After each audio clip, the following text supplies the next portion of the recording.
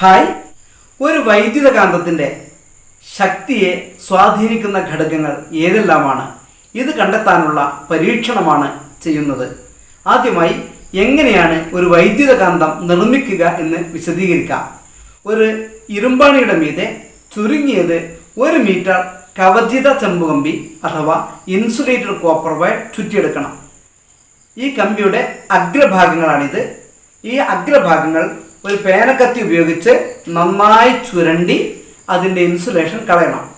അങ്ങനെ ഇൻസുലേഷൻ കളഞ്ഞ് തയ്യാറാക്കിയ ഒരു ഇലക്ട്രോമാഗ്നറ്റ് അഥവാ വൈദ്യുത കാന്തമാണിത്.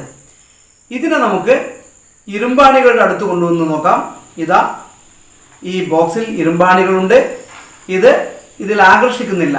കാരണം ആകർഷിക്കണമെങ്കിൽ ഇതിലേക്ക് വൈദ്യുതി നൽകണം. അതുകൊണ്ടാണല്ലോ ഇതിന് വൈദ്യുത കാന്തം അഥവാ ഇലക്ട്രോമാഗ്നറ്റ് എന്ന് പറയുന്നത്. ഈ ആണിയെ നമുക്ക് സെല്ലുമായി കണക്ട് ചെയ്യാം.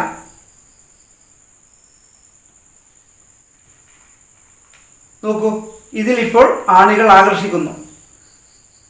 3-4 ആണികളാണ് ആകർഷിച്ചിരിക്കുന്നത്. ഇനി നമുക്ക് ഇതിൻ്റെ പവർ കൂട്ടാനുള്ള മാർഗങ്ങൾ ആലോചിക്കാം. ഇതേ വണ്ണമുള്ള ഇതേ നീളമുള്ള മറ്റൊരു ആണിയിൽ കമ്പി ചുറ്റി ഉണ്ടാക്കിയ ഇലക്ട്രോമാഗ്നറ്റാണിത്. പക്ഷേ ഇവിടെ ഒരു വ്യത്യാസമുണ്ട്. ഈ വൈദ്യുതകാന്തത്തിൽ 1 മീറ്റർ കമ്പിയാണ് ഉപയോഗിച്ചത്, ഇവിടെ 2 മീറ്റർ കമ്പിയും. ഇതിന് കാന്തിക ശക്തിയിൽ മാറ്റമുണ്ടാകുമോ നമുക്ക് നിരീക്ഷിക്കാം.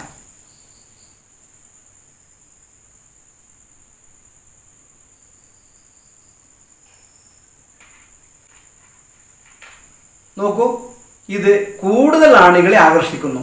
ഇതിൽ നിന്നും ഒരു വൈദ്യുതകാന്തം നിർമ്മിക്കുമ്പോൾ കമ്പി ചുരുളുകളുടെ എണ്ണം കൂട്ടിയാൽ അതിൻ്റെ ശക്തി കൂടുമെന്ന് മനസ്സിലാക്കാം. ഇനി ആലോചിക്കേണ്ട കാര്യം ഈ കമ്പിച്ചുരുൾ ചുറ്റിയ അതിൻ്റെ കോറിൻ്റെ വണ്ണമാണ്.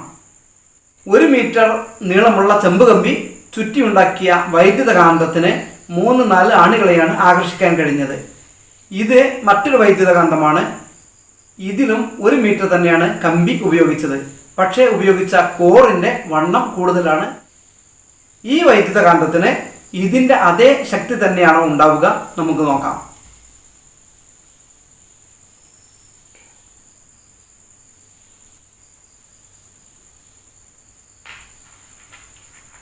നോക്കൂ, ഇതും കൂടുതൽ ആണികളെ ആകർഷിച്ചിരിക്കുന്നു.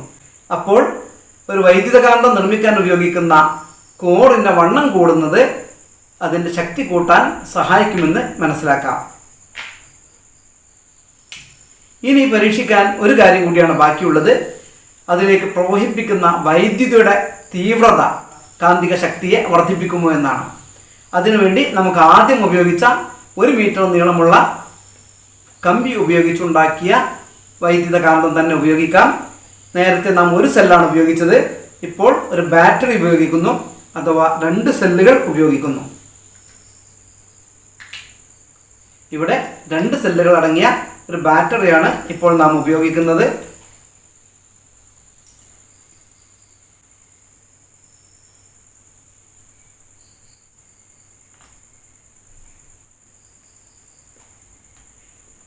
ഇനി നമുക്ക് പരീക്ഷിക്കാം.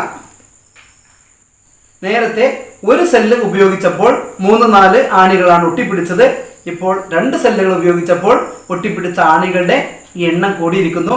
ഇതിൽ നിന്നും വൈദ്യുത പ്രവാഹത്തിൻ്റെ തോത് കൂടിയാൽ കാന്തത്തിൻ്റെ ശക്തി കൂടുമെന്ന് മനസ്സിലാക്കാം. ഈ പരീക്ഷണങ്ങളിൽ നിന്ന് നമുക്ക് എത്താവുന്ന നിഗമനങ്ങൾ എന്തൊക്കെയാണ്? ഒരു വൈദ്യുതകാന്തം നിർമ്മിക്കുമ്പോൾ അതിൽ കമ്പി ചുരുളുകളുടെ എണ്ണം കൂടിയാലും അതിൻ്റെ കോറിൻ്റെ വണ്ണം കൂടിയാലും വൈദ്യുത പ്രവാഹത്തിൻ്റെ തീവ്രത കൂടിയാലും അതിന് ശക്തി കൂടും എന്നാണ്.